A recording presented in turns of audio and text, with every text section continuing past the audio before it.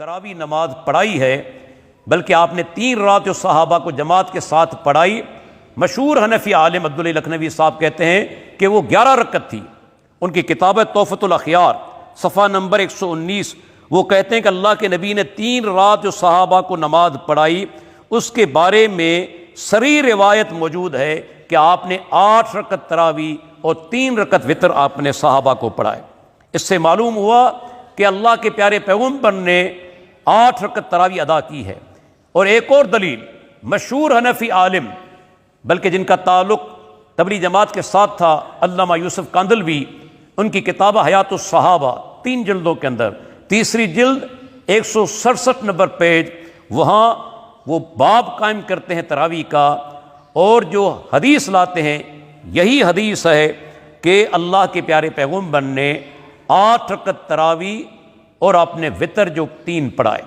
تو معلوم ہوا کہ علامہ کاندھلوی صاحب بھی اللہ کے پیارے پیغمبر کی جو تراویح نماز ہے اس کو 11 رکعت ما وتر کے تسلیم کرتے ہیں۔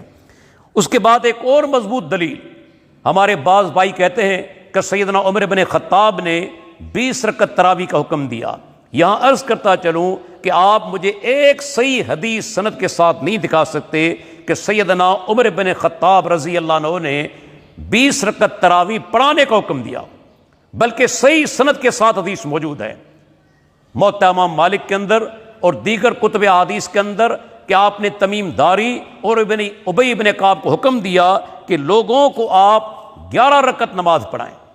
اب یہاں سوال پیدا ہوتا ہے کہ سیدنا عمر بن خطاب نے 11 رکعت کا حکم کیوں دیا؟ آخر اس کی بنیاد کیا ہے؟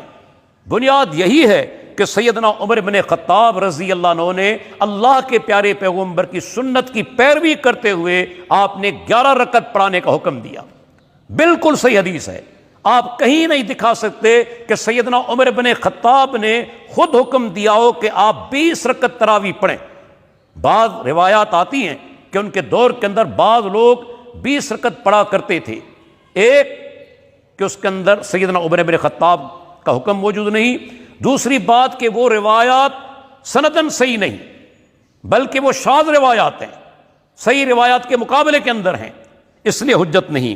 اس کے بعد ایک اور عرض کرتا چلوں کہ ہمارے حنفی دوست بعض اوقات اعتراض کرتے ہیں 8 رکعت یہ نماز صحیح نہیں، لیکن ان کے 14 علماء، میں ان کے نام لیتا ہوں جنہوں نے تسلیم کیا ہے کہ سنت 8 رکعت تراویح ہے، 14 حنفی عالم۔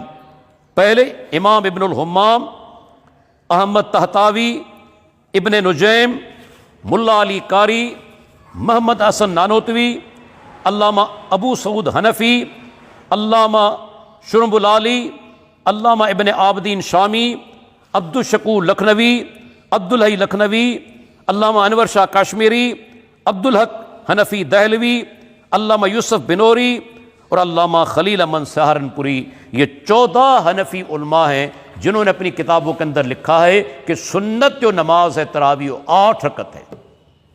آگے چل کر انہوں نے 20 کی یعنی کہ پیروی کی ہے، بلکہ اس کے بارے میں انہوں نے سفارش کی ہے، تائید کی ہے، لیکن یہ ضرور تسلیم کیا ہے کہ اللہ کے نبی کی سنت جو نماز تراویح 8 رکعت ہے، بلکہ کئی علماء نے لکھا کہ اللہ کے نبی نے 20 رکعت تراویح ادا کبھی کی ہی نہیں۔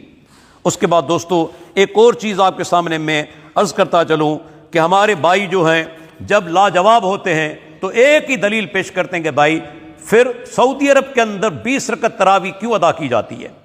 میں انہیں جواب دینا چاہتا ہوں کہ کہیں قرآن و حدیث کے اندر یہ بات ذکر نہیں ہوئی کہ جو عمل سعودی عرب کے اندر ہو وہ حجت ہے۔ کیا آپ مجھے دکھا سکتے ہیں قرآن کی ایک آیت؟ کیا آپ حدیث دکھا سکتے ہیں کہ کہیں قرآن و حدیث کے اندر بیان ہوا ہو کہ سعودی عرب کے اندر جو ہو وہی حجت ہے؟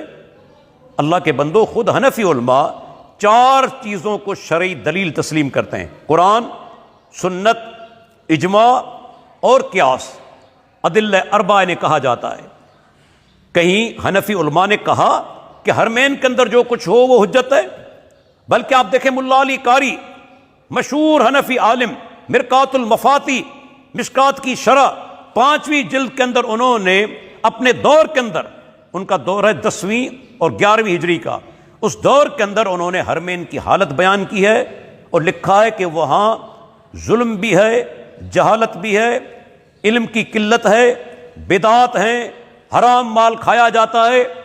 یہ 10ویں اور 11ویں صدی ہجری کے عالم ہیں، تو اس دور کے اندر یہ حالت تھی سعودی عرب کی۔ تو اگر کوئی آدمی ان چیزوں کو جائز کہے اس لیے کہ وہ سعودی عرب کے اندر ہو رہی ہیں، تو کیا اس کی بات کو تسلیم کیا جائے گا؟ اللہ کے بندو، دین کی بنیاد قرآن و حدیث پر ہے، کسی شہر کے عمل پر نہیں۔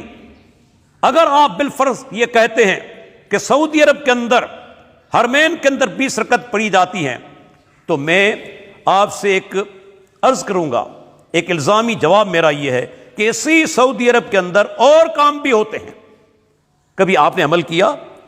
وہاں رفع الیدین کیا جاتا ہے نماز کے اندر، آمین بالجہر کہی جاتی ہے، سورہ فاتحہ ان کے علماء کہتے ہیں کہ مقتدی پر بھی لازم ہے۔ نماز جنازہ کے اندر سورہ فاتحہ کی قرأت کی جاتی ہے، جنازہ نماز کے اندر ایک طرف سلام پھیرا جاتا ہے، 3 رکعت وتر نماز 2 سلاموں کے ساتھ ادا کی جاتی ہے، مغرب سے پہلے 2 رکعت نماز ادا کی جاتی ہے۔ ان کا عقیدہ ہے کہ اللہ تعالیٰ عرش پر مستوی ہے، اور آپ کہتے ہیں کہ ہر جگہ پر ہے۔ سعودی عرب کے علماء تو کہتے ہیں جو کہے کہ اللہ ہر جگہ پر ہے وہ گمراہ ہے۔ سعودی عرب کے علماء تو یہ بھی کہتے ہیں کہ ایمان میں کمی اور بیشی بھی ہوتی ہے۔ آپ کہتے ہیں کہ ایمان نہ کم ہوتا ہے نہ بڑھتا ہے، وہاں کے علماء کہتے ہیں کہ ولی کی رضامندی کے بغیر نکاح نہیں ہوتا، آپ کہتے ہیں نکاح ہو جاتا ہے۔ تو مجھے بتائیں یہاں آپ ان کے علماء کو، ان کی بات کو تسلیم کیوں نہیں کرتے؟ اگر آپ کے لیے حجت ہے، ہمارے لیے سعودی عرب کا عمل حجت نہیں، سیدھی سی بات ہے۔ بلکہ آپ کو یہ بھی بتاتا چلوں کہ سعودی عرب کے اندر مکہ اور مدینہ کے اندر مسجد نبوی اور مسجد حرام کے اندر 20 رکعت 2 امام پڑھاتے ہیں، ایک امام نہیں، 10 رکعت پڑھا کر اس کے بعد دوسرا امام آ جاتا ہے۔ اور ایک اور دلیل کہ پورے سعودی عرب کے اندر آپ کو ہر جگہ پر 8 رکعت تراویح یعنی کہ ملے گی، چاہے مکہ کی اور مساجد ہوں، مدینہ کی ہوں، جدہ کی ہوں، ریاض کی ہوں، آپ جا کر معلومات کیجئے، تمام سعودی عرب کی مساجد کے اندر 8 رکعت پڑھی جاتی ہیں۔ تو اللہ کے بندو، اللہ کے پیارے پیغمبر نے کبھی زندگی میں 20 رکعت تراویح ادا نہیں کی۔ آپ کی سنت ہے 8 رکعت، ہاں وتر کی تعداد 3 بھی ثابت ہے، اگر آپ ایک پڑھنا چاہیں 9 رکعت ہو جائے گی تب بھی سنت کے مطابق ہے، اگر آپ 5 رکعت وتر پڑھنا چاہیں 13 ہو جائے گی تب بھی سنت کے مطابق ہے۔ لیکن 20 رکعت اللہ کے نبی نے کبھی زندگی میں نماز ادا نہیں کی۔ میں اپنے بھائیوں سے ضرور عرض کروں گا کہ جب علمی بات ہو تو جواب علمی دلیل کے ذریعے دیا جائے۔ گالی وہ دیتے ہیں، گندی زبان وہ استعمال کرتے ہیں جو دلائل کے میدان میں یتیم ہوں، جن کے پاس دلائل نہ ہوں۔ اگر دلیل ہے تو دلیل پیش کیجئے کہ اللہ کے نبی نے زندگی میں کبھی ایک بار 20 رکعت تراویح ادا کی، آپ کہیں سے مجھے دکھا نہیں سکتے۔ اس لیے اللہ تعالیٰ سے دعا کریں کہ اللہ تعالیٰ ہمیں پوری زندگی اللہ کے پیارے پیغمبر کی ہر سنت پر عمل کرنے کی توفیق عطا فرمائے۔ وآخر دعوانا